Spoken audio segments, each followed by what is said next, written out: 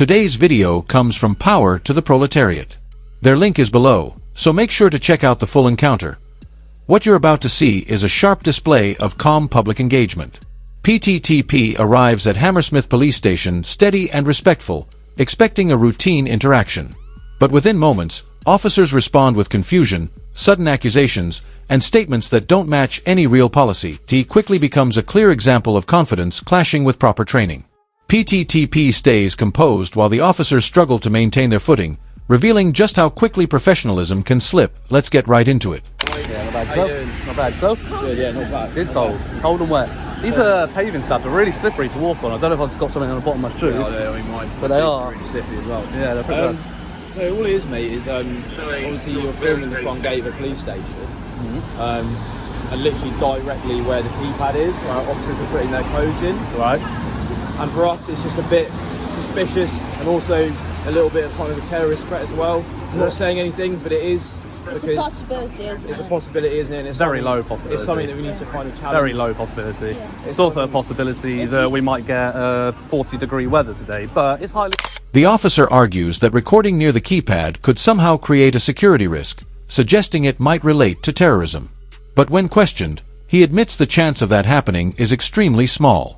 Despite acknowledging this, he continues pushing the issue. Under Section 43 of the Terrorism Act 2000, officers can stop and search someone only when they have a genuine, reasonable suspicion supported by clear, specific facts. It cannot be based on vague concerns, personal discomfort, or unlikely possibilities. By the officer's own words, no such suspicion existed. His claim turns a perfectly lawful act of filming into nothing more than unsupported speculation, rather than a legitimate security concern. If you were just having a... I'm just being as reasonable as you're being.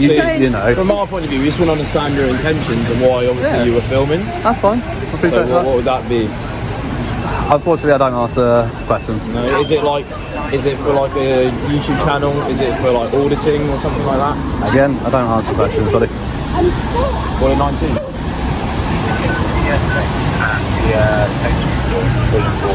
We'll come back to them. Well, I'll come back to you. Scott Mills. So obviously in this climate...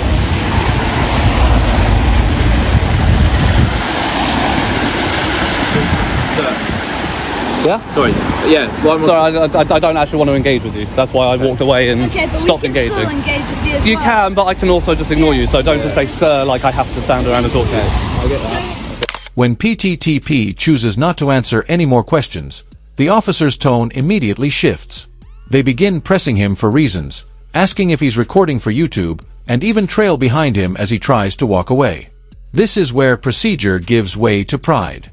The focus is no longer on safety, it's on controlling the moment. In UK common law, a person can disengage at any time when no legal power is being used against them. Ignoring that right and continuing to follow someone after they've clearly ended the conversation edges dangerously close to harassment, as outlined in Section 2 of the Protection from Harassment Act 1997. You may or may not want to run lessons, but you can engage in unity as well.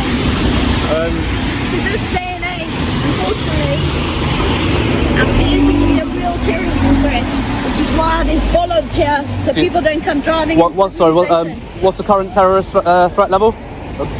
I think it's kind of just in the middle of substantial. It's substantial. Yeah, so that's what it is at the moment. attack is not likely, but it's not unlikely. Okay.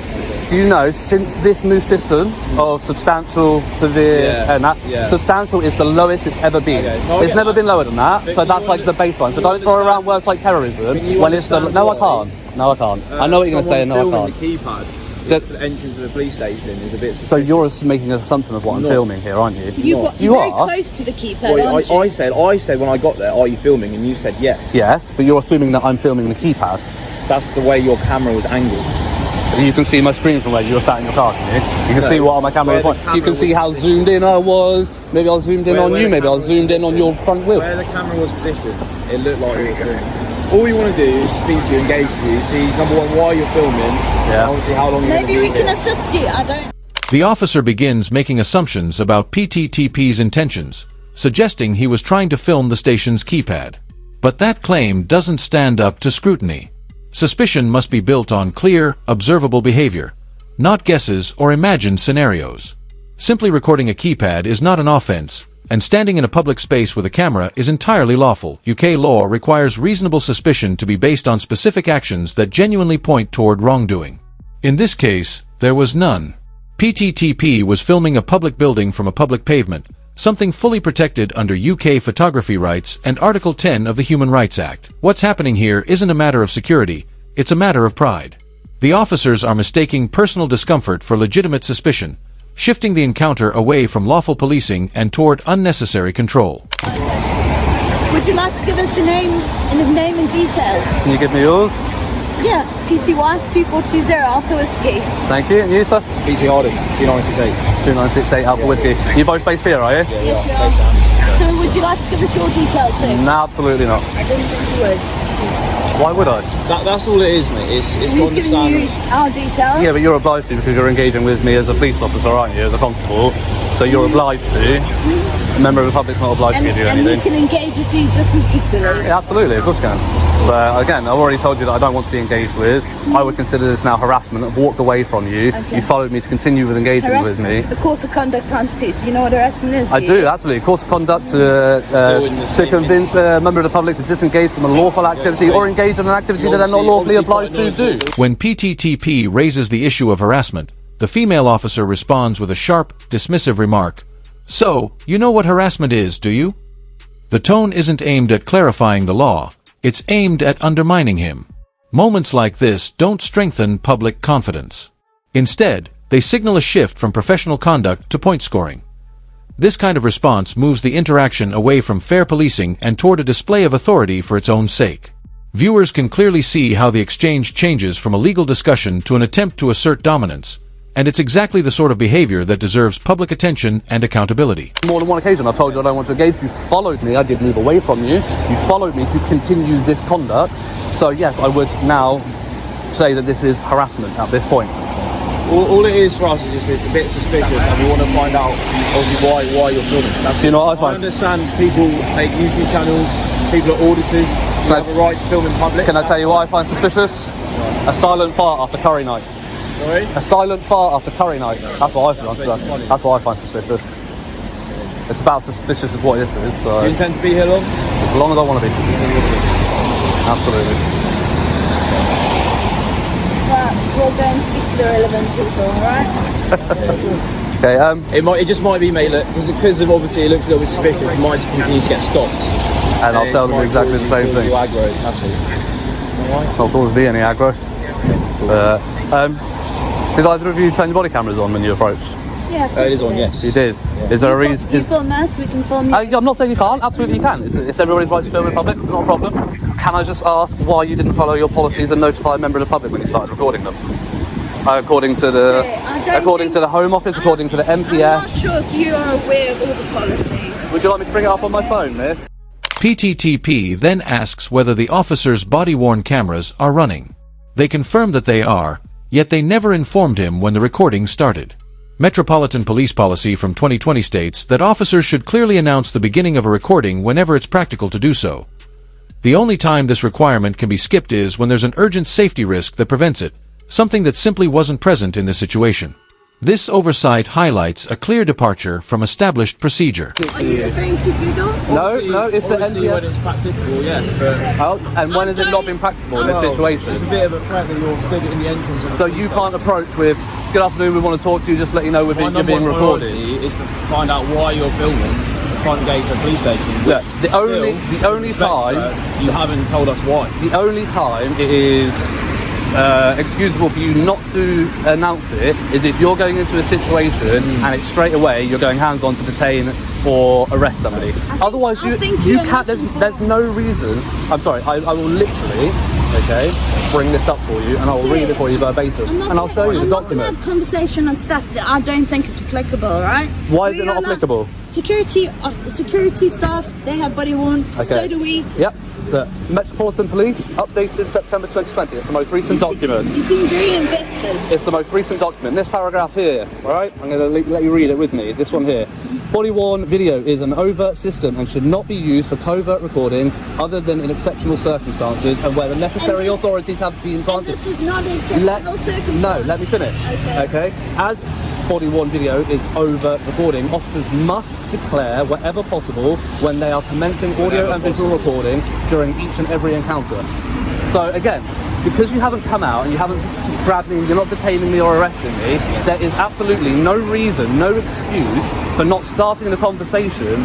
You've said a lot of things during this conversation, and you're telling me not one of those things could have been, by the way, sir, you're being recorded. Not one of them. No, sir, whenever possible. Yes. And again, when was that not possible? We're just going to go around in circles, aren't we? Yeah, because your excuse is absolute bullshit, and you know it. Well, don't swear. It's not an offence. It's absolutely not. It's an offence to swear at somebody, to cause abuse, threatening, or insulting. Section 5. No, it's not. You can swear as part of your general vocabulary. Go talk it up with take it up with Lord Justice Bean, who's already ruled on this in the highest court of this country. You cannot overrule that. Is when it's directed at somebody. And I didn't direct Section it. 5 is out to anybody. When somebody else can feel If harassment, alarm, it's distress. likely, if it's abusive, threatening, or insulting has been removed from Section 5. If it's threatening or abusive, saying something is bullshit is not threatening or abusive. As the exchange continues, one officer claims that using profanity in public is an offense. That is simply incorrect. Under the Public Order Act 1986, updated in 2014, the word insulting was removed from Section 5. This change means that ordinary or non-abusive swearing is not, by itself, a criminal matter. Only language that is genuinely threatening or clearly abusive, and used in a way that is likely to cause real alarm or distress, can be considered an offense. Anything short of that does not meet the legal threshold. It's just saying something is bullshit. That's part of your. That's part. No. That's part of your general vernacular, and it's been ruled on by the highest court of this country. So try another one. I will say everything's bullshit if everything is bullshit, because everything is bullshit that's coming out of your mouth. I get the idea now. Yeah, you get it. I'm going to continue to say it. I get the idea of your intentions. Clearly, just trying to wind us up. No, you're winding me up by saying that I can't do something that I can do. When we What came have I out, said that you can't do? You just said I can't swear when I can. okay, when we've come out to talk to you, I think we've been very polite. We've just said, look, we've come to have And I told you that I don't want to engage with you, and Not then you continue to initially. harass me. Not initially. Not initially, but you agree that I have told you that I don't want to engage with you, and then you followed me, and you have continued to engage Followed with me, and now you're saying that I can't do something that I'm legally entitled to do, and you're trying to say that it's an offence when it's not. We can also talk to people. We're not harassing you. We're having a conversation with you. So if I walk up to somebody and they say they don't want to talk to me, then I follow them and try to talk to them again and repeat this behaviour, I wouldn't be arrested for harassment if they reported it? Of course I would. Right. Again, I will repeat, your services are not required. Please leave me alone. We've also got a duty to protect the public and our police building as well. You've also got a duty under your oath to uphold the rights of the people of this country, which is what I'm exercising right now, isn't it? Let's just go and have Yeah, good idea. Just go. Yeah. Well, like I said, don't be, mate. Just go. Don't be surprised if you just get challenged. Okay. Just to let you know, as a heads up, you will be getting IOPC complaints for your body worn video because you're obviously not aware and you refuse to acknowledge the fact that you need to notify. Take care, mate. All right. Goodbye. After repeatedly refusing to leave him alone, PTTP clearly states that the officer's behavior is crossing into harassment. Instead of reconsidering their approach, they quietly retreat to the yard without a word of acknowledgement or apology. Their silent exit says it all. Once the pretense of legal authority falls away, pride alone cannot sustain control. This encounter highlights a troubling pattern seen too often in UK policing: insecurity masquerading as suspicion. The officers had every opportunity to act with professionalism, yet their own ego turned a routine audit into a lesson in accountability. No one was detained, no legal powers were legitimately exercised, and every claim, from terrorism threats to alleged swearing, crumbled under basic legal scrutiny. Throughout the interaction, PTTP remained calm, factual, and respectful, firmly asserting his lawful rights. It's a reminder that knowledge and composure are the strongest tools when facing overreach.